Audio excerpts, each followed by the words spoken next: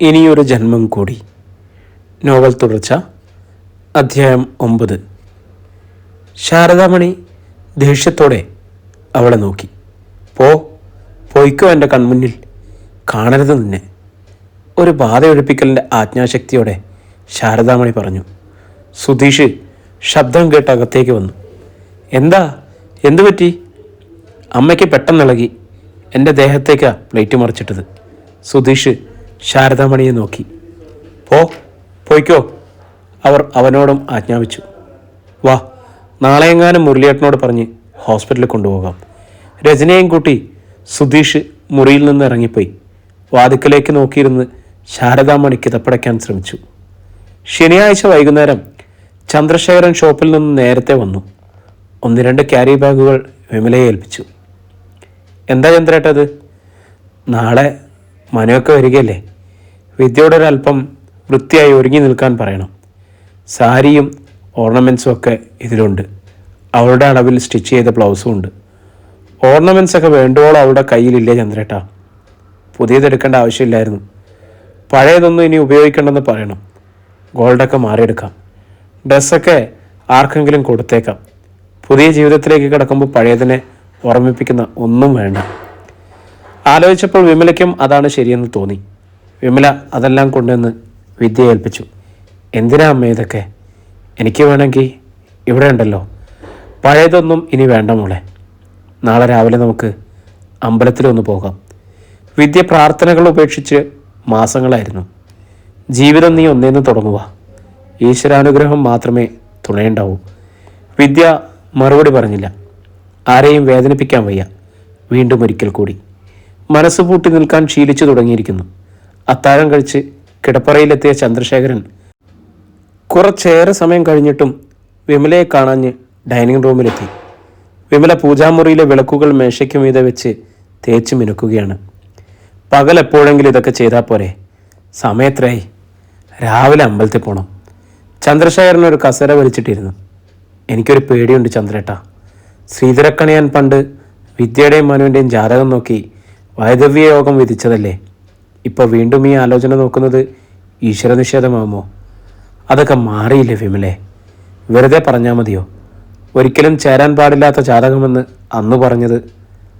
ഒന്നും നോക്കാതെ നമ്മളിത് നടത്തിയ ഇനിയൊരു ദുരന്തം താങ്ങാൻ വയ്യ.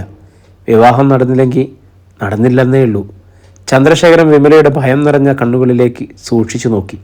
സത്യം തുറന്നു പറഞ്ഞില്ലെങ്കിൽ ഇവൾ വിദ്യയെ വേണ്ട പോലെ നിർബന്ധിച്ചേക്കില്ലെന്ന് ചിന്ത അയാളുടെ മനസ്സിലേക്ക് വന്നു. നീ പേടിക്കൊന്നും വേണ്ട വിമലെ. വിദ്യയുടെയും മനുവിൻ്റെയും ജാതകത്തിൽ പൊരുത്തക്കുറവൊന്നുമില്ല.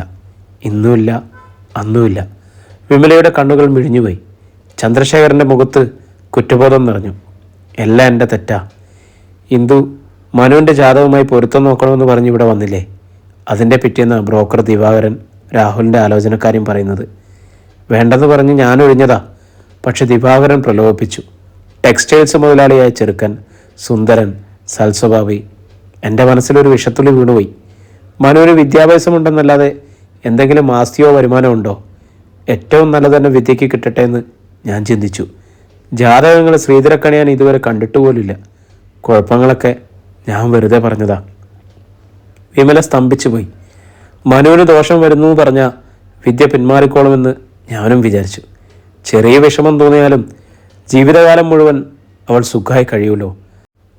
അന്നൊന്നും അറിയില്ലായിരുന്നല്ലോ രാഹുൽ ഇങ്ങനെ ഒരു കടുങ്കൈ ചെയ്യുമെന്ന്.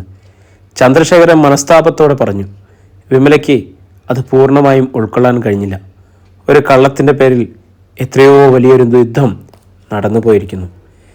തറയിലേക്ക് ഒരു ചില്ലുപാത്രം വീണുടയുന്ന ശബ്ദം. ചന്ദ്രശേഖരനും വിമലയും ഞെട്ടലോടെ തിരിഞ്ഞു നോക്കി. ഡൈനിങ് ഹാളിനെ സ്വീകരണ മുറിയുമായി വേർതിരിക്കുന്ന ആർച്ച് വാതിലിനരികെ തറഞ്ഞു നിൽക്കുന്ന വിദ്യാലക്ഷ്മി. തറയിലായി ചിതറിക്കിടക്കുന്ന ഗ്ലാസ് ജഗ്. ചന്ദ്രശേഖരൻ്റെ മുഖത്തു നിന്നും രക്തം വലിഞ്ഞുപോയി. അധ്യായം 14. വിദ്യയുടെ നോട്ടം വാൾത്തലയേക്കാൾ മൂർച്ചയുള്ളതാണെന്ന് ചന്ദ്രശേഖരന് തോന്നി. നിമിഷങ്ങളോളം അതയാളുടെ മുഖത്ത് തറഞ്ഞു നിന്നു. സ്വയം അറിയാതെ ചന്ദ്രശേഖരൻ്റെ മുഖം താണുപോയി. എപ്പോഴോ അയാൾ മുഖമുയർത്തിയപ്പോൾ വിദ്യ നിന്നയിടം ശൂന്യമായിരുന്നു. തകർന്നുപോയ വലിയൊരു വിശ്വാസത്തിൻ്റെ പ്രതീകം പോലെ ചിതറിയ ഗ്ലാസ് ജഗ്ഗിൻ്റെ കഷ്ണങ്ങൾ മാത്രം തറയിൽ അവശേഷിച്ചിരുന്നു. വിളറിയ മുഖത്തോടെ ഇരുന്ന വിമലയ്ക്ക് നേർക്ക് ദുർബലമായെന്ന് നോക്കിയിട്ട് ചന്ദ്രശേഖരൻ എഴുന്നേറ്റ് പോയി. ഉറങ്ങാനായി പോകും മുമ്പ് വിമലയ്ക്ക് മകളോടൊന്ന് സംസാരിക്കണമെന്നുണ്ടായിരുന്നു. എന്നാൽ അന്നുവരെ തോന്നാത്ത ഒരധൈര്യം അവരെ പിന്നോട്ട് വലിച്ചു. വിദ്യയുടെ മുറിയിലേക്ക് പോകാനായി സ്റ്റെയർകേസിൻ്റെ പാതി ദൂരം താണ്ടിയ അവർ ഒരു പുനരാലോചനയിൽ തിരിച്ച് പടികളിറങ്ങി കിടപ്പറയിലേക്ക് പോയി. ജനൽ ചില്ലുകളെ പ്രകമ്പിതമാക്കിക്കൊണ്ട് ഒരിടിനാദം മുഴങ്ങി. വിദ്യ നടുങ്ങി മുഖമുയർത്തി. ഒരു നിമിഷത്തിന് ശേഷമാണ് താൻ എവിടെയാണെന്ന ബോധം അവൾക്ക് വന്നത്. മുറിയുടെ വാതിലിൽ ചാരി വെറും തറയിലിരിക്കുകയാണ് താൻ. ഇതുവരെ നിസ്സീമമായ ഒരു മരിപ്പരിപ്പിൻ്റെ ശൂന്യമായ അടിത്തട്ടിലായിരുന്നു താനെന്ന് അവൾ ഓർത്തു. അതിനു മുമ്പ് അമ്പരച്ചുംബിയായ ഒരു പർവ്വതത്തിൻ്റെ മുകളറ്റത്തായിരുന്നു. ആരാണ് തന്നെ വെട്ടി വീഴ്ത്തിക്കളഞ്ഞത്? വെള്ളമെടുക്കാനായി വാട്ടർ പ്യൂരിഫയർ വെച്ചിരിക്കുന്നിടത്തേക്ക് പടികൾ ഇറങ്ങിച്ചെന്നത് വിദ്യയ്ക്ക് ഓർമ്മ വന്നു. അമ്മയുടെ ആശങ്ക നിറഞ്ഞ ചോദ്യസ്വരം, ഹൃദയം നടുക്കിയ അച്ഛൻ്റെ മറുപടി. അതായിരുന്നു അടി. തളർന്ന വിരലുകൾക്കിടയിലൂടെ ജഗ് വഴുതി താഴെ വീണുപോയി. ഭയങ്കരമായ ചതിയാണ് അരങ്ങേറിയതെന്ന ഓർമ്മയിൽ വിദ്യയ്ക്ക് ശരീരത്തിലൂടെ വിറയിൽ പാഞ്ഞു. എന്നിട്ടോ എന്തു നേടി? ഒരു മിന്നൽ കൂടി. അതിനൊപ്പം മഴയും വീണു തുടങ്ങി. വാഷ് ബേസിനരികെ പോയി മുഖം കഴുകി നിവരുമ്പോൾ വിദ്യ കണ്ണാടിയിലെ തൻ്റെ പ്രതിബിംബത്തിലേക്ക് നോക്കി. വിഡ്ഢിയാക്കപ്പെട്ട ഒരുവൾ, ചതിയുടെ ജാതകക്കുറിപ്പ് എഴുതിയ അച്ഛൻ, പൊള്ളയായ ന്യായവാദങ്ങൾ നിരത്തിയ അമ്മ, കഠിന വാക്കുകൾ കൊണ്ട് പിന്തിരിപ്പിച്ച ഇന്ദു അമ്മ, ഒരു വാക്കുപോലും പറയാതെ പാതി വഴിയിൽ ഉപേക്ഷിച്ചു പോയ രാഹുൽ. സ്നേഹിച്ചവരും വിശ്വസിച്ചവരും ഒരുപോലെ തന്നെ ഒരു വെട്ടിവേഷം കെട്ടിച്ചു നടത്തി. എന്തു തെറ്റാണ് താൻ ചെയ്തതെന്ന ചോദ്യം മാത്രം ഉത്തരം കിട്ടാതെ അവളുടെ നെഞ്ചിലൂടെ ഉഴറിപ്പാഞ്ഞുകൊണ്ടിരുന്നു. മുഖം തുടച്ച് തിരികെ മുറിയിലെത്തുമ്പോൾ ടേബിളിന് മീതെ വെച്ചിരുന്ന പ്ലാസ്റ്റിക് കവറുകൾ വിദ്യ കണ്ടു. ഒരു പക ഉഷ്ണവാദം പോലെ വിദ്യയുടെ ഞരമ്പുകളിലൂടെ കെട്ടഴിഞ്ഞു പാഞ്ഞു. തകർന്നുപോയ മകളുടെ ശരീരത്തെയും മനസ്സിനെയും പൊതിയാൻ അച്ഛൻ വാങ്ങിത്തന്ന വസ്ത്രാഭരണങ്ങൾ. ഇത് തികയുമോ നിന്ദ്യവും ക്രൂരവുമായ ഒരു ചതിയെ മറച്ചു പിടിക്കാൻ? രാത്രി മുഴുവൻ മഴ പെയ്തുകൊണ്ടിരിക്കുന്നു. രാവിലെ വിമല വന്ന് തട്ടി വിളിച്ചപ്പോൾ വിദ്യ വാതിൽ തുറന്നു. വിമലയ്ക്ക് മകളെ അഭിമുഖീകരിക്കാൻ ഒരു ബുദ്ധിമുട്ടുണ്ടായിരുന്നു. നീ ഇതുവരെ റെഡിയായില്ലേ? എന്തിന്? ക്ഷേത്രത്തിൽ പോകണമെന്ന് ഇന്നലെ പറഞ്ഞില്ലായിരുന്നോ? ഞാൻ വരുന്നില്ല. വിദ്യ വാതിലടച്ചു കളഞ്ഞു. വിമല ആശങ്കയോടെ ചന്ദ്രശേഖരനെ സമീപിച്ചു. അവരോട് വേറൊരു ദിവസം വരാൻ പറഞ്ഞാലോ? ആരോട്? ഇന്ദുവിനോടും മനുവിനോടും. എന്തിന്? ഇന്നെന്താ കുഴപ്പം? വിദ്യ പിണങ്ങിയിരിക്കുക. ചന്ദ്രശേഖരൻ നെറ്റിയിലൂടെ വിരലോടിച്ചു. അതേ കാര്യമാക്കണ്ട, എന്നോടുള്ള പിണക്കോ? എന്നാലും മനുവൊക്കെ ഒന്ന് വരുന്നല്ലേ ഉള്ളൂ. അല്ലെങ്കിലും അവനെ നിഷേധിക്കാൻ അവൾക്ക് പറ്റില്ല. വിനോദിനെ പോലെയല്ല വിദ്യ.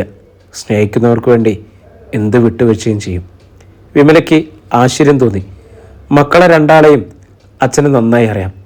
അവളുടെ മനസ്സ് അറിഞ്ഞുകൊണ്ട് തന്നെ ഇങ്ങനെ ഒരു ചതി കാണിക്കേണ്ടായിരുന്നു ചന്ദ്രേട്ട. വിമല പറഞ്ഞപ്പോൾ ചന്ദ്രശേഖരൻ്റെ മുഖം കുനിഞ്ഞുപോയി. 9:30 മണി കഴിഞ്ഞപ്പോൾ മനുപ്രസാദിൻ്റെ ബൈക്ക് കളരിക്കലെ ഗേറ്റും കടന്നു വന്ന് പോർച്ചിനരികിലായി നിന്നു. ഇന്ദുമതിയും മനുപ്രസാദും ബൈക്കിൽ നിന്നിറങ്ങി. ഇരുവരും മോടിയായി വസ്ത്രധാരണം ചെയ്തിരുന്നു. വിമലയും ചന്ദ്രശേഖരനും വിനോദും അവരെ ചേർന്ന് അകത്തേക്ക് ക്ഷണിച്ചു കൊണ്ടുപോയി. കുശലാന്വേഷണങ്ങൾക്ക് ശേഷം വിമല ചായയുമായി എത്തി. വിദ്യ മോളവിടെ? ഇന്ദുമതി തിരക്കി. ഞാൻ വിളിക്കാം. വിമല പടിക്കെട്ടുകൾ കയറാൻ തുടങ്ങി. മനുപ്രസാദിൻ്റെ ഹൃദയമിടിപ്പിന് വേഗം കൂടി. വീണ്ടും ഒരിക്കൽ കൂടി തൻ്റേതെന്ന അവകാശത്തോടെ വിദ്യ മോളെ കാണാൻ പോവുകയാണ്. പാതിയിൽ ഉപേക്ഷിച്ച ഒരു സ്വപ്നയാത്രയിൽ കൂട്ടുചേരുകയാണ്. അവൻ തൻ്റെ കസേരയിൽ അക്ഷമയോടെ കാത്തിരുന്നു. വിമല പലതവണ വിദ്യയുടെ വാതിൽ തട്ടി വിളിച്ചിട്ടും അത് തുറക്കപ്പെട്ടില്ല. വിമല ആശങ്കയോടെ പടികൾ ഇറങ്ങി. സ്റ്റെയർകേസിൻ്റെ പാതയോളം ചെന്നിട്ട് ചന്ദ്രശേഖരനെ വിളിച്ചു. ചന്ദ്രേട്ടാ, ഒന്നിങ്ങി വരുമോ? ചന്ദ്രശേഖരൻ കയറി ചെല്ലുമ്പോൾ വിമല വീണ്ടും വിദ്യയുടെ വാതിലിൽ തട്ടി വിളിക്കുകയാണ്. കുറേ തവണയായി വിളിക്കുന്നു. മോള് വാതിൽ തുറക്കുന്നില്ല. വിമല പരിഭ്രമത്തോടെ പറഞ്ഞു. പതുക്കെ, ഒന്നും അവരറിയിക്കണ്ട. ചന്ദ്രശേഖരൻ ചെന്ന് തുടരെ കഥകൾ തട്ടി വിളിച്ചു. ഇത്തവണ വിദ്യ വാതിൽ തുറന്നു. നീ എന്താ ഉറങ്ങുമായിരുന്നോ? എത്ര തവണ വിളിച്ചു? വിദ്യ അലക്ഷ്യമായി മൂളി. നീ എന്താ ഡ്രസ്സ് മാറാത്തത്? എന്തിന്? അതുകൊള്ളാം. താഴെ മനുവും ഇന്ദുവൊക്കെ വന്നിട്ടുണ്ട്. നീ വന്നൊന്ന് സംസാരിക്കുക. എനിക്കൊന്നും സംസാരിക്കാനില്ല. മേലിൽ ഒരു വേഷം കെട്ടിന് എന്നെ ആരും പ്രതീക്ഷിക്കുകയും വേണ്ട. വിദ്യയുടെ ശബ്ദം ദൃഢമായിരുന്നു. ചന്ദ്രശേഖരൻ്റെ മുഖത്തേക്ക് ദേഷ്യം ഇരച്ചു കയറി. നീ എന്താ ഞങ്ങളായിട്ട് കുരങ്ങ് കളിപ്പിക്കുകയാണോ? അവരെ രണ്ടുപേരെയും ഞാനാ ക്ഷണിച്ചു വരുത്തിയത് നിങ്ങളുടെ കല്യാണത്തെക്കുറിച്ച് സംസാരിക്കാൻ. വിദ്യയുടെ മുഖം ചുവന്നു. ക്ഷണിക്കാതെ തന്നെ ആ മനുഷ്യൻ പലതവണ ഈ വീട്ടിൽ വന്നിട്ടുണ്ടല്ലോ. അന്നൊന്നുമില്ലാത്ത എന്ത് മേന്മയാണ് അച്ഛനിപ്പോൾ കാണുന്നത്? ചന്ദ്രശേഖരന് ഒരു മറുപടി കിട്ടിയില്ല. എങ്ങനെ വന്നു ഇത്ര വലിയ മനംമാറ്റം? വിധവയായ മകള് ശാപമായി തോന്നിയപ്പോൾ കെട്ടിവെക്കാൻ പറ്റിയ നല്ലൊരു കഴുത മനുവേട്ടൻ തന്നെയാണെന്ന് മനസ്സിലായി അല്ലേ? പിൻബലമായി പഴയൊരു സ്നേഹക്കഥയുണ്ടല്ലോ. അച്ഛനെ ഞാൻ സമ്മതിച്ചിരിക്കുന്നു. വിദ്യയുടെ ശബ്ദത്തിലെ മൂർച്ച ചന്ദ്രശേഖരൻ്റെ മനസ്സാക്ഷിയെ കുത്തി മുറിവേൽപ്പിച്ചു. അച്ഛനൊരു അബദ്ധം പറ്റി. നിനക്ക് വലിയ നന്മയുണ്ടാകട്ടെ എന്ന് കരുതി ചെയ്തതാ. അയാളുടെ സ്വരം താണിരുന്നു. ഉണ്ടായാലോ നന്മ? മറ്റുള്ളവരുടെ കണ്ണീരും ശാപത്തിനുമൊക്കെ ശക്തിയുണ്ട് അച്ഛാ. എൻ്റെ ജീവിതം കൺമുന്നിൽ കിടന്ന് നീറിപ്പോയിട്ടും അച്ഛനത് മനസ്സിലായില്ലേ? പിന്നെ ആ മനുഷ്യൻ്റെ തലയിലേക്ക് എന്നെ കെട്ടിവെക്കാൻ ആരും കെട്ടിവെക്കാൻ സമ്മതിച്ചല്ല മോളെ. അവൻ പൂർണ്ണ മനസ്സോടെ സമ്മതിച്ചു തന്നെ വന്നതാ. അതെന്തുകൊണ്ടാണെന്ന് അച്ഛനറിയോ? കറയില്ലാത്ത സ്നേഹം കൊണ്ട്. അത് വെച്ച് മുതലെടുപ്പ് നടത്താൻ അച്ഛനെ ഞാൻ അനുവദിക്കില്ല. വിദ്യേ, നീ എൻ്റെ ക്ഷമയെ പരീക്ഷിക്കരുത്. ഒരു കാലത്ത് അവനില്ലെങ്കിൽ ജീവിതമില്ലെന്ന് 1000 തവണ ആവർത്തിച്ചോളാം നീ. ഇപ്പോൾ പഴങ്കഥ പറഞ്ഞ് വീണ്ടും അവനെ വേദനിപ്പിക്കരുത്. എവിടെ പോയി നിൻ്റെ അന്നത്തെ ആത്മാർത്ഥത? ഒരിടത്തും പോയിട്ടില്ല. ആ ആത്മാർത്ഥയും സ്നേഹമൊക്കെ മനസ്സിൽ ഒരു കല്ലറ പണിത് 1.5 വർഷം മുൻപ് മൂടിയവളാണ് ഞാൻ. എന്നെ കൊണ്ടത് ചെയ്യിച്ചത് അച്ഛൻ്റെ സ്വാർത്ഥതയാണെന്ന് ഇന്നലെ രാത്രി എനിക്ക് മനസ്സിലായി. പഴയ സ്നേഹത്തിൻ്റെ അസ്ഥി കഷ്ണങ്ങളെല്ലാം പെറുക്കിയെടുത്ത് വീണ്ടും ആ മനുഷ്യനെ ഏൽപ്പിച്ച് സമാധാനത്തോടെ ഇരിക്കാൻ അച്ഛനെ ഞാൻ സമ്മതിക്കില്ല. അച്ഛൻ ചെയ്ത തെറ്റിനുള്ള ശിക്ഷയാണ് എനിക്ക് കിട്ടിയ വേദനകളെല്ലാം. അതനുഭവിക്കാൻ തന്നെ ഞാൻ തീരുമാനിച്ചു. ഒരു കിതപ്പിൽ വിദ്യയുടെ ഉടൽ വിറച്ചു. പ്രസംഗിക്കണ്ട. ഈ വീട്ടിൽ എൻ്റെ സംരക്ഷണയിൽ നീ കഴിയുന്ന കാലത്തോളം നിൻ്റെ ജീവിതം എങ്ങനെ വേണമെന്ന് ഞാൻ തീരുമാനിക്കും. മര്യാദയ്ക്ക് വേഷം മാറ്റി താഴേക്ക് വാ, അല്ലെങ്കിൽ പിന്നെ നിന്നെ ഈ വീട്ടിൽ കാണരുത്. അവസാന വാക്കുപോലെ പറഞ്ഞിട്ട് ചന്ദ്രശേഖരൻ കൊടുങ്കാറ്റ് പോലെ താഴിട്ട് പോയി. ശൈത്യവാദമേറ്റതുപോലെ വിദ്യയുടെ മുഖത്തേക്ക് ഒരു മരവിപ്പ് പടർന്നു. വിമല വിദ്യയ്ക്കരികിലേക്ക് ചെന്നു. എൻ്റെ മോളെ, ഈശ്വരനെ ഓർത്ത് നീ എല്ലാം ക്ഷമിക്ക്. അച്ഛനോട് മത്സരിക്കാൻ നിൽക്കണ്ട. നീ മനുവിൻ്റെ കാര്യം ഓർത്താൽ മതി. വിദ്യ അമ്മയുടെ മുഖത്തേക്ക് നോക്കി. അമ്മയ്ക്കറിയാഞ്ഞിട്ടാണോ? എല്ലാ പരിശുദ്ധിയോടും കൂടി എന്നെ സ്വന്തമാക്കണമെന്ന് ആഗ്രഹിച്ച ആളാണ് മനുവേട്ടൻ. ഇപ്പോൾ ഇങ്ങനെ ഒരു അവസ്ഥയിൽ കൊണ്ടു നിർത്തിയത് ഒരു വിധിയല്ലല്ലോ, അച്ഛൻ്റെ സ്വാർത്ഥത. അതിനെ കൂട്ടുനിന്നാൽ ഞാൻ കാണിക്കുന്ന ഏറ്റവും വലിയ നീതികേടാവും അത്. നിന്റെ മുൻപിൽ വേറെ എന്ത് വഴിയാടിയുള്ളത്? ജീവിക്കാനൊരിടം വേണ്ടേ? അച്ഛൻ പറഞ്ഞതനുസരിക്ക്. വിമലയും തിരിഞ്ഞ് താഴേക്ക് പോയി. വിദ്യ പതിയെ അകത്തേക്ക് കയറി. മനസ്സിൽ ഒരു വടംവലി നടക്കുകയാണ്. പതിയെ അവളുടെ മുഖത്തേക്ക് ഒരു ഉറപ്പ് നിറഞ്ഞു. വിദ്യ വാതിലടച്ച് കുറ്റിയിട്ട് വേഷം മാറാൻ തുടങ്ങി. ഹാളിൽ വിനോദ് മനുവിനോട് എന്തോ സംസാരിച്ചു കൊണ്ടിരിക്കുകയായിരുന്നു. വിമലയും ചന്ദ്രശേഖരനും എന്തോ വല്ലായ്മ മറയ്ക്കാൻ ശ്രമിക്കുന്നത് പോലെ ഇന്ദുമതിക്ക് തോന്നി. അവർക്ക് ഒരു പന്തികേട് അനുഭവപ്പെട്ടു. കോണിപ്പടികളിൽ കാലച്ച കെട്ടു തുടങ്ങിയപ്പോൾ മനുപ്രസാദ് അവിടേക്ക് നോക്കി. വെളുത്തു മെലിഞ്ഞ പാദങ്ങളാണ് ആദ്യം കണ്ടത്. മനുപ്രസാദിൻ്റെ കണ്ണുകൾ വിടർന്നു. വിദ്യയുടെ കാലുകൾ, ഉടൽ, ഒടുവിൽ വിഷാദത്തിൽ മുങ്ങി നിൽക്കുന്ന മുഖവും മനുവിൻ്റെ കാഴ്ചയിലേക്ക് വന്നു. മുൻപ് ധരിച്ചിരുന്ന ചുരിദാർ മാറ്റിയിരുന്നെങ്കിലും മറ്റൊരു ചുരിദാർ തന്നെയാണ് അവൾ ധരിച്ചിരുന്നത്. ചമയങ്ങളൊന്നുമില്ലെങ്കിലും വിദ്യയുടെ രൂപസൗകര്യത്തിന് മാറ്റങ്ങളൊന്നുമില്ലെന്ന് മനുപ്രസാദ് തിരിച്ചറിഞ്ഞു. വിദ്യയുടെ നോട്ടം പതറിപ്പതറി മനുപ്രസാദിൻ്റെ മുഖത്ത് വന്നിട്ടെങ്കിലും അവൻ്റെ കണ്ണുകളുടെ തിളക്കത്തിന്, മുഖത്തെ ആരാധനാഭാവത്തിനും മാറ്റങ്ങളൊന്നുമില്ല. തൻ്റെ മനസ്സിന് പ്രത്യേകിച്ചൊരു ഭാവവിദ്യാനവും സംഭവിക്കുന്നില്ലല്ലോ എന്ന് വിദ്യ ഓർത്തു. ശരീരം കൊണ്ട് സമീപസ്ഥരാണെങ്കിലും മനസ്സുകളെ പകത്തുകൊണ്ട് അഗാധവും വിശാലവുമായ ഒരു സമുദ്രം രൂപക്കൊണ്ടിരിക്കുന്നു. ഇന്ദുമതി എഴുന്നേറ്റ് വന്ന് വിദ്യയുടെ കൈപിടിച്ചു. വാ മോളെ, ഇരിക്കി. വിദ്യ നിഷേധാർത്ഥത്തിൽ തലയാട്ടി. മനുപ്രസാദിനെ നോക്കിയപ്പോൾ അവൾക്ക് ഹൃദയത്തിലൂടെ ഒരു മിന്നൽ പാഞ്ഞു. ഇല്ല, ഞാൻ സമ്മതിക്കില്ല. മനുപ്രസാദിൻ്റെ മുഖത്ത് അമ്പരപ്പ് നിറഞ്ഞു. വികാരക്ഷോഭം കൊണ്ട് വിദ്യയുടെ കണ്ണുകൾ നിറയുകയും കവിൾത്തടം ചുവക്കുകയും ചെയ്തു. പണ്ടത്തെ സ്നേഹം ഇപ്പോഴും ഉണ്ടെന്ന് എനിക്കറിയാം. പക്ഷെ അത് സ്വീകരിക്കാനുള്ള അർഹത എനിക്കില്ല. ഇവിടെ ആർക്കുമില്ല. എല്ലാം മറന്നു കളയണം. നല്ലൊരു ജീവിതം തന്നെ മനുവേട്ടന് കിട്ടും. ഹാളിനുള്ളിൽ മൊട്ടുസൂചി വീണാൽ കേൾക്കുന്ന നിശബ്ദതയായിരുന്നു. മോളെ, എന്താടേ ഇത്? ഇന്ദുമതി അന്താളിപ്പോടെ തിരക്കി. വിദ്യ നിറകണ്ണുകളോടെ അവരെ നോക്കി.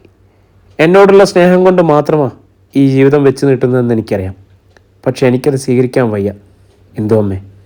ഒരിക്കൽ അച്ഛനായിട്ട് നിങ്ങളെയൊക്കെ വേദനിപ്പിച്ചു. ഇപ്പം ഞാനായിട്ടും സോറി. വിദ്യ മുഖം തുടച്ചിട്ട് സങ്കടം നിറഞ്ഞ മുഖത്തോടെ ഇരിക്കുന്ന ചന്ദ്രശേഖരനെ നോക്കി. അച്ഛൻ പേടിക്കണ്ട. എൻ്റെ പേരിൽ നിങ്ങൾ ആരും ഇനി ഒരു ബുദ്ധിമുട്ടേണ്ടി വരില്ല. വിനുവിൻ്റെ ജീവിതത്തിലും ഞാനൊരു ബാധ്യതയാവില്ല.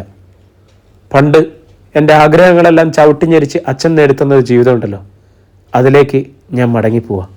വിനോദ് ദേഷ്യത്തോടെ അവളെ നോക്കി. എന്തൊക്കെയാടി നീ പറയുന്നേ? നിനക്ക് മനസ്സിലാവണമെന്നല്ല വിനു, നീ എൻ്റെ അനുജനല്ലേ. പക്ഷെ അച്ഛന് മനസ്സിലാവും. അവൾ വീണ്ടും ചന്ദ്രശേഖരനെ നോക്കി. തിരുവല്ലക്കാർക്ക് എന്നെ വേണ്ടല്ലോ എന്ന് കരുതിയ ഞാൻ ഇവിടെ നിന്നത്. പക്ഷെ അവിടെയാണ് ഞാൻ ജീവിക്കേണ്ടതെന്ന് എനിക്ക് മനസ്സിലായി. ഈ വീടിനേക്കാൾ നല്ലത് രാഹുലിൻ്റെ വീടാണ് അച്ഛാ. അവരെന്നെ ദ്രോഹിച്ചോട്ടെ, അല്ലെങ്കിൽ കൊന്നോട്ടെ, അതോടെ അവസാനിക്കുമല്ലോ എല്ലാം. ഒരു വഞ്ചനയ്ക്ക് കൂട്ടു നിൽക്കാൻ എനിക്ക് വയ്യ. വിദ്യ പറഞ്ഞു നിർത്തിയിട്ട് തിരിഞ്ഞ് കോണിപ്പടികൾ കയറി തുടങ്ങി. വിമല വിഹ്വലതയോടെ ആളിലുള്ളവരെ നോക്കി. മനുപ്രസാദിൻ്റെ മുഖം വിളറി തരിച്ചിരിക്കുകയായിരുന്നു. ഏതാനും നിമിഷങ്ങൾക്കുള്ളിൽ തയ്യാറാക്കി വെച്ചിരുന്ന ഷോൾഡർ ബാഗുമായി വിദ്യ തിരിച്ചിറങ്ങി വന്നു. യാത്ര പറയും പോലെ അവൾ എല്ലാവരെയും നോക്കി. മോളെ, നീ എന്തേ കാണിക്കുന്നത്? വിമല മകൾക്കരികിലേക്ക് ചെല്ലാനൊരുങ്ങി.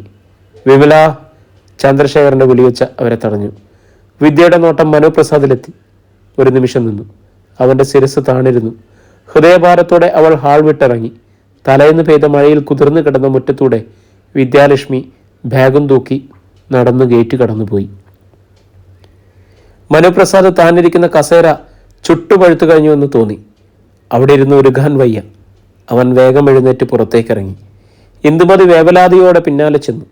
മനുപ്രസാദ് തൻ്റെ ബൈക്കിനരികിൽ പോയി നിന്ന് എന്തു ചെയ്യണമെന്ന് നിശ്ചയമില്ലാത്തവനെ പോലെ മുഖം അമർത്തി തുടച്ചും തലമുടി നാരുകൾക്കിടയിലൂടെ വിറപൂണ്ട് വിരലുകൾ ഓടിച്ചു നിൽക്കുകയാണ്. ഇന്ദുമതി അടുത്തേക്ക് വന്നതും അവൻ അവരെ നോക്കി. പോകാം. മനുവിൻ്റെ മുഖം ഇനിയൊരു വാക്കുകൂടി മിണ്ടിയാൽ പലതായി ചിതറിത്തെറിക്കുമെന്നതുപോലെ ചുവന്നു വിങ്ങിയിരുന്നു. ഇന്ദുമതി നിസ്സഹായതയോടെ തലയാട്ടി. മനുപ്രസാദ് വേഗം ബൈക്ക് സ്റ്റാർട്ട് ചെയ്ത് തിരിച്ചു. ഇന്ദുമതി പുറകിലേക്ക് കയറിയതും അത് ചീറിപ്പാഞ്ഞ് ഗേറ്റ് കടന്നുപോയി. വിമല സിറ്റൗട്ടിൽ വന്ന് നോക്കുമ്പോൾ മഴയിൽ കുതിർന്ന മണലിനെ അരിച്ചു കടന്നുപോയ വീൽപ്പാട് മാത്രമേ കാണാനുണ്ടായിരുന്നുള്ളൂ. ആശാരിയും ഇലക്ട്രീഷ്യനും പ്ലംബറും പെയിൻറ്റിങ്ങുകാരും മാർബിൾ പോളിഷറും അടങ്ങിയ 10 അംഗ സംഘം ശനിയാഴ്ചയാണ് നെടുമ്പുരയ്ക്കൽ വീട്ടിലെത്തി. അറ്റകുറ്റപ്പണികൾ തീർത്തത്. രാഹുലിൻ്റെ മരണം നടന്ന കിടപ്പുമുറിയിലും ചുമരിലും തറയിലും കറുത്തുവങ്ങിയ രക്തക്കറകൾ മായ്ക്കപ്പെട്ടു. ഫാനും ബെഡും വാതിൽ ജനാല കഥകളും വിരികളും മാറ്റി സ്ഥാപിക്കപ്പെട്ടു. ആ മുറി വീട്ടിലെ ഏറ്റവും നല്ല മുറിയായി തീർന്നു. രാത്രി സുധീഷ് വന്നപ്പോൾ എല്ലാം കയറിറങ്ങി നോക്കി. നമുക്കങ്ങോട്ട് കിടപ്പും മാറ്റാം, നല്ല വൃത്തിയും വെടുപ്പുമായല്ലോ. വേണ്ട, എനിക്കവിടെ കയറുന്നത് പോലും ഇഷ്ടമല്ല, രജനി അസ്വസ്ഥതയോടെ പറഞ്ഞു. രാവിലെ പണിക്കാരെത്തിയപ്പോൾ രജനിയാണ് മുറി തുറന്നു കൊടുത്തത്. രക്തപ്പാടുകളും ഫാനിൻ്റെ ചുളുക്കവും പൊട്ടിയ ജനൽ ചില്ലുകളും എല്ലാം കാണിച്ചു കൊടുത്ത് പുറത്തേക്കിറങ്ങിയതേ രജനിക്ക് തലവേദന തുടങ്ങി. രാഹുലുമൊത്ത് ബാല്യം മുതൽ അവൻ്റെ മരണം വരെ കഴിഞ്ഞുപോയ ഓരോ സ്മൃതി ചിത്രങ്ങളും അവൾ ഓർത്തു. രാത്രി മുഴുവൻ തലവേദനയും ദുസ്വപ്നങ്ങളും അലട്ടിയ രജനി രാവിലെ സുധീഷ് പൊൻകുന്നത്തേക്ക് പോയതോടെ രാഹുലിൻ്റെ ഒരു ചിത്രമെടുത്ത് തുടച്ചു. മരണം നടന്ന മുറിയുടെ ചുമരിൽ ആണിയടിച്ച് രജനി അത് പ്രതിഷ്ഠിച്ചു. പൂജാമുറിയിൽ നിന്നും ഒരു നിലവിളക്ക് ഒറ്റത്തിരിയിട്ട് കത്തിച്ച് അതിനു മുൻപിലായി തറയിൽ വെച്ചു.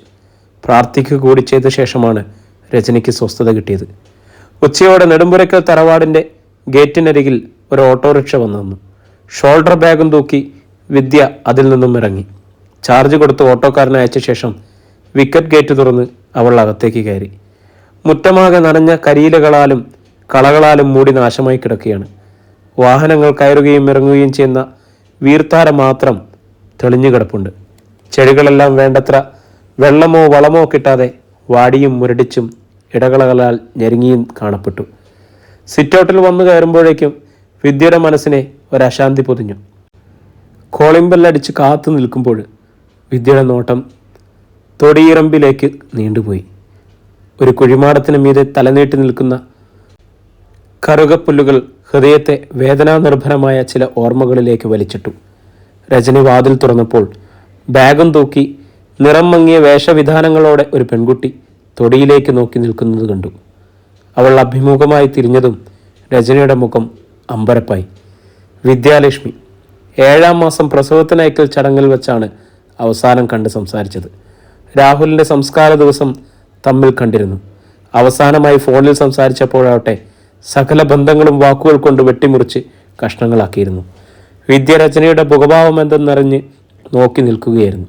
പണ്ട് തമ്മിൽ കാണുമ്പോഴുള്ള അമിത വാത്സല്യമോ സ്നേഹാധിക്യമോ ഒന്നും കാണാനില്ല. അന്ന് രാഹുൽ ജീവിച്ചിരിപ്പുണ്ടായിരുന്നു എന്ന വ്യത്യാസം മാത്രം. നീ എന്താ ഇവിടെ? രജനി ചോദിച്ചു. അതെന്താ ചേച്ചി, എനിക്കിവിടെ വരാൻ പാടില്ലേ? എന്തിനാ വന്നതെന്നാ ചോദിച്ചത്? പറയാം. ചേച്ചി വാതിക്കൽ നിന്ന് മാറ്, ഞാൻ അകത്തേക്ക് കയറട്ടെ. രജനി അല്പം നീങ്ങിയതോടെ വിദ്യ നെടുമ്പുരയ്ക്കൽ വീടിൻ്റെ സ്വീകരണ മുറിയിലേക്ക് കയറി. മാർബിൾ തറയിലേക്ക് പാദം മൂന്നവേ അവൾക്ക് നെഞ്ചിലേക്ക് ഓർമ്മകളുടെ കുത്തൊഴുക്കുണ്ടായി. ഇവിടെയാണ് അവനെ വെള്ള പുതപ്പിച്ച് കിടത്തിയിരുന്നത്. തറയിലേക്ക് നോക്കവേ രാഹുൽ ഇപ്പോഴും അവിടെ ഉറങ്ങിക്കിടപ്പുണ്ടെന്ന് വിദ്യയ്ക്ക് തോന്നി. കണ്ണുകളിൽ നിറഞ്ഞു വന്ന ഈറൻ തുളുമ്പാതിരിക്കാൻ ശ്രമിച്ചുകൊണ്ട് വിദ്യ ടേബിളിനരികിലേക്ക് നീങ്ങി. ബാഗ് മേശയുടെ മീതെ വെച്ചിട്ട് വിദ്യ ഒരു ഗ്ലാസ്സിൽ വെള്ളമെടുത്ത് കുടിച്ചു. രജനി അസ്വസ്ഥതയോടെ നോക്കി നിൽക്കുകയാണ്. ഇവിടെ ആരൊക്കെയുണ്ട് ചേച്ചി? മുരളിയേട്ടനും പ്രമിളേച്ചും വന്നോ? ഇല്ല. അമ്മ എന്തേ? രജനി ശാരദാമണിയുടെ മുറിവാതിക്കലേക്ക് നോക്കി. വിദ്യ ഗ്ലാസ് താഴെ വെച്ചിട്ട് അവിടേക്ക് നീങ്ങി. വാതിലിൽ തട്ടുന്ന ശബ്ദം കേട്ടിട്ടും ശാരദാമണി കണ്ണു തുറക്കാതെ ചുവരും ചാരിയിരുന്നു. രജനിയോട് അവരിപ്പോൾ തീരെ പ്രതികരിക്കാറില്ല. ഭക്ഷണം കൊണ്ടുവന്ന് വെച്ചാൽ മേശപ്പുറത്ത് വെച്ചിട്ട് പോകും. ശാരദാമണി ചിലപ്പോൾ കഴിക്കും, ചിലപ്പോൾ തൊട്ടു നോക്കുക പോലുമില്ല. അമ്മേ, പരിചിതമായ ഒരു വിളിയച്ച. രജനിയല്ല, ശാരദാമണി കണ്ണുകൾ പതുക്കെ തുറന്നു. വിദ്യാലക്ഷ്മിയെ കണ്ടതും അവരുടെ മുഖത്തൊരു നടുക്കമുണ്ടായി. നീ നീ അവരുടെ കണ്ണുകൾ മിഴിഞ്ഞു. ചൂണ്ടുവിരൽ വായുവിലേക്ക് ഉയർന്നു വന്ന് വിറകൊണ്ടു. നീ എന്തിനിവിടെ വന്നു? അമ്മേ. വിദ്യ അമ്പരപ്പോടെ കട്ടിലിനടുത്തേക്ക് വന്നതും കിടിലം കൊണ്ടതുപോലെ ശാരദാമണിയുടെ ഉടൽ വിറച്ചു. വേണ്ട, ഇവിടെ നിൽക്കണ്ട, നിന്നെ അവർ കൊല്ലും. ഭയക്രാന്തമായ മുഖത്തോടെ ശാരദാമണി കൈവീശി തടഞ്ഞു. വിദ്യാലക്ഷ്മിയുടെ നട്ടലിൽ നിന്നൊരു തണുത്ത മിന്നലുയർന്നു. ഹൃദയത്തിലെത്തി അത് പൊട്ടിച്ചിതറി. അധ്യായം 15. വിദ്യ വിശ്വാസം വരാത്തതുപോലെ ശാരദാമണിയുടെ മുഖത്തേക്ക് തുറച്ചു നോക്കി. അന്നുവരെ ശാന്തവും പ്രസന്നവുമായ മുഖത്തോടെ അമ്മയെ അവൾ കണ്ടിട്ടുള്ളൂ. അമ്മേ, വിദ്യ വേവലാതയോടെ വിളിച്ചു. എന്തൊക്കെയായി പറയുന്നത്? അമ്മയ്ക്കെന്നെ മനസ്സിലായില്ലേ? ശാരദാമണിയുടെ നോട്ടം നിമിഷങ്ങളോളം വിദ്യയുടെ മുഖത്തു തങ്ങി നിന്നു. ക്രമേണ ഒരു കാറ്റടിച്ചാലെന്ന പോലെ അവരുടെ മുഖത്ത് ഉലച്ചിലുകളുണ്ടായി. വിദ്യ അവർക്കരികിലേക്ക് ചെന്ന് വിളറി മെരിഞ്ഞ കൈത്തലങ്ങളെടുത്ത് ചേർത്ത് പിടിച്ചു. ഞാനമ്മേത്? വിദ്യ. ശാരദാമണി ഒരു ഏങ്ങലോടെ ശ്വാസം വലിച്ചെടുത്തു. അവരിപ്പോഴാണ് തന്നെ തിരിച്ചറിഞ്ഞതെന്ന് വിദ്യയ്ക്ക് തോന്നി. എന്തൊരു രൂപമാ അമ്മേത്! ആരും അമ്മയുടെ കാര്യങ്ങളൊന്നും നോക്കുന്നില്ലേ? വിദ്യ ഇടറിയ സ്വരത്തിൽ ചോദിച്ചു. ശാരദാമണി പകച്ച മുഖത്തോടെ വിദ്യയെ നോക്കി. നീ എന്തിനാ വന്നത്? നീ എന്തിനാ തിരിച്ചു വന്നത്?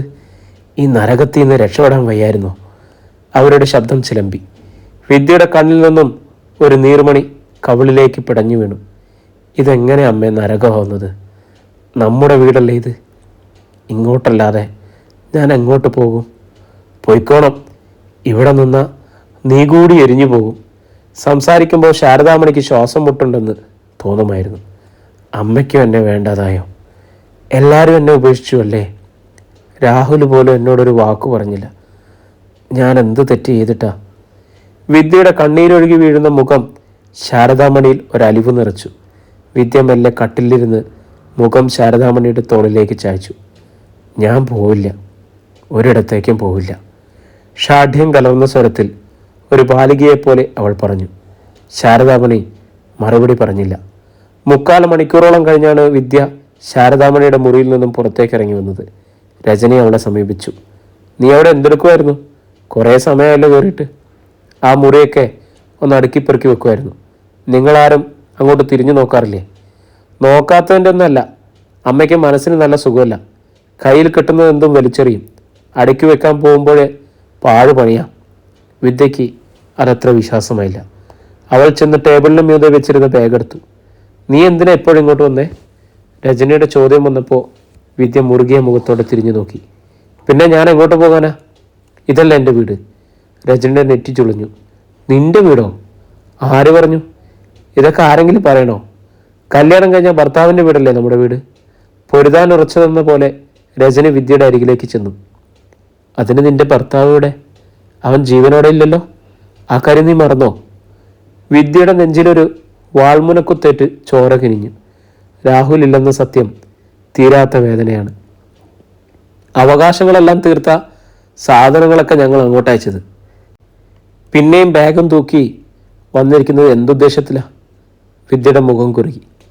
അതൊക്കെ ചോദിക്കേണ്ടവർ ചോദിക്കുമ്പോൾ ഞാൻ പറഞ്ഞോളാം. ഈ വീട്ടിൽ നിന്നും കെട്ടിച്ചയച്ച ചേച്ചിയോട് സമാധാനം പറയേണ്ട കാര്യം എനിക്കില്ല.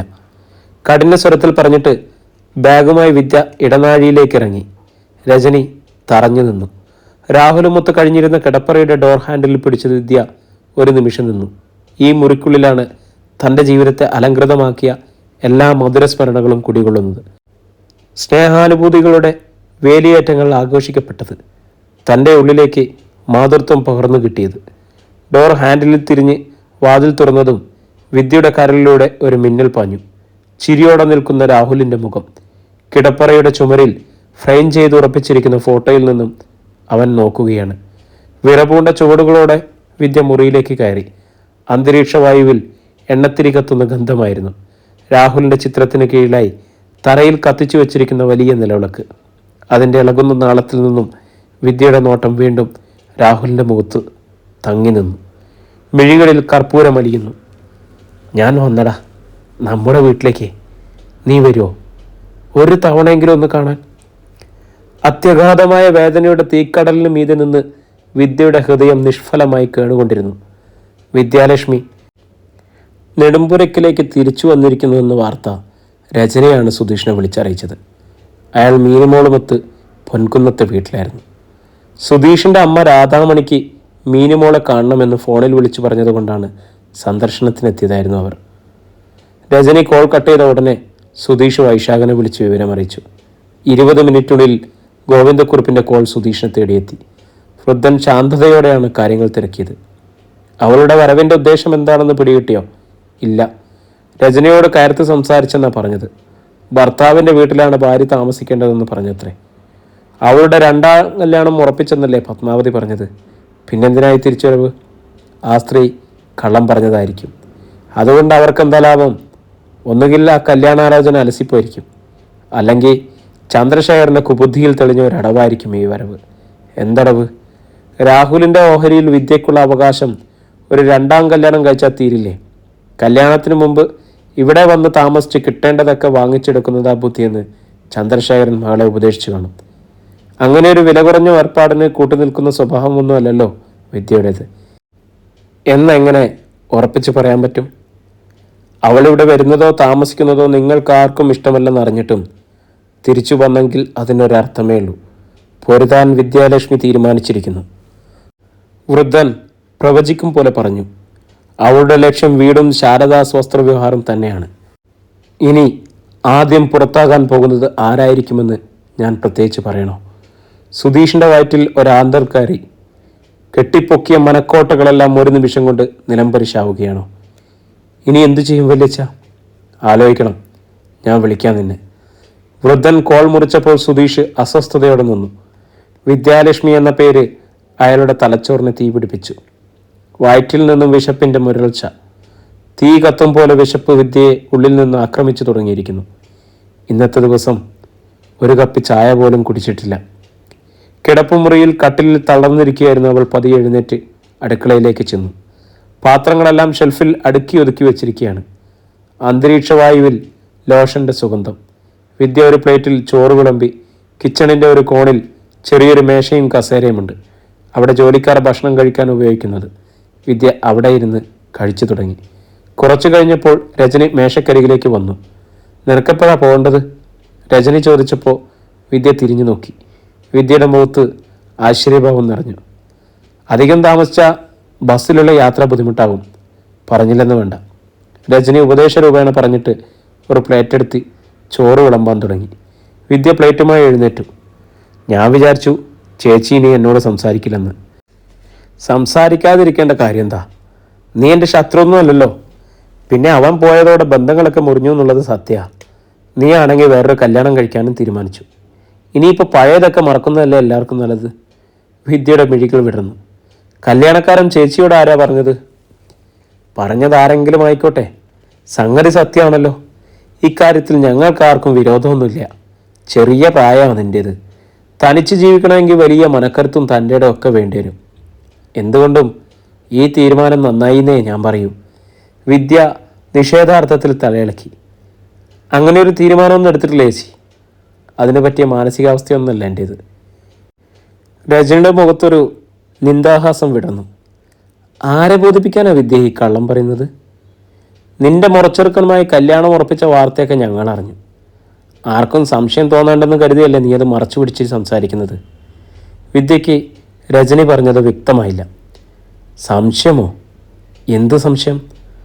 മുറച്ചെറുക്കനുമായി നേരത്തെ തന്നെ നിനക്ക് അടുപ്പം വല്ലതും ഉണ്ടോയെന്ന് രാഹുലിൻ്റെ മരണവുമായി അതാരെങ്കിലും കൂട്ടി വായിച്ച നാണക്കേടല്ലേ? ചേച്ചി എന്തൊക്കെയായി പറയുന്നത്? വിളച്ചിലെടുക്കല്ലേ വിദ്യയെ. നീ അത്ര പുണ്യവതിയും പതിവ്രതയുമായിരുന്നെങ്കിൽ രാഹുലിന് ഇങ്ങനെയൊരു ദുർബുദ്ധി കാണിക്കാൻ തോന്നില്ലായിരുന്നു.